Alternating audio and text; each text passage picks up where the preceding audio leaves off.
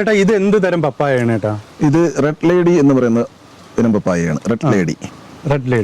ഇതിന്റെ പ്രത്യേകത എന്താണ്? റെഡ് ലേഡി കാറ്റഗറി ഇതിന്റെ പ്രത്യേകത പറഞ്ഞാൽ ഇത് ഒരു 3-3.5 മാസം കൊണ്ട് പൂവന്ന് കായ്ക്കുന്ന ഒരു പപ്പായയാണ്. ഇത് പഴുത്ത് കഴിഞ്ഞാൽ തന്നെ ഏകദേശം ഒരു 1.5 ആഴ്ചയോളം ആ പഴം കേടാവാതെ ഇരിക്കാൻ പറ്റും. നല്ല മധുരമാണ്, നല്ല റെഡ് കളറാണ്. എന്നാൽ അതിന്റെ ഒരു ചെലവ് ഒരു നല്ല ഒരു പപ്പായ തൈ ആണെങ്കിൽ, പപ്പായ തൈ മേടിക്കുകയാണെങ്കിൽ, നല്ല നഴ്സിന് മേടിക്കുകയാണെങ്കിൽ പപ്പായ തൈ 50 രൂപ വരെ വിലയുണ്ട്. 50 രൂപ നമുക്ക് ഇതിന്റെ നടിയിലുണ്ട്. പിന്നെ വളപ്രയോഗം, മരുന്നുകൾ അപ്പം മുറിച്ച് മാറ്റിയിട്ട് കുറെ കാലം ഗ്യാപ്പ് ഇട്ടിട്ട് ശേഷം മാത്രമേ നമുക്ക് അടുത്ത് പ്ലാന്റ് ചെയ്യാൻ പറ്റുള്ളൂ. ഈ 100ഓളം പപ്പായയിൽ നിന്ന് വിളവെടുക്കുന്ന സമയത്ത് ഒരു മാസം എത്തുമ്പോഴത്തേക്ക് തറയിൽ വീണ് ചതഞ്ഞ് പോയാൽ അത് ഡാമേജ് ആകും.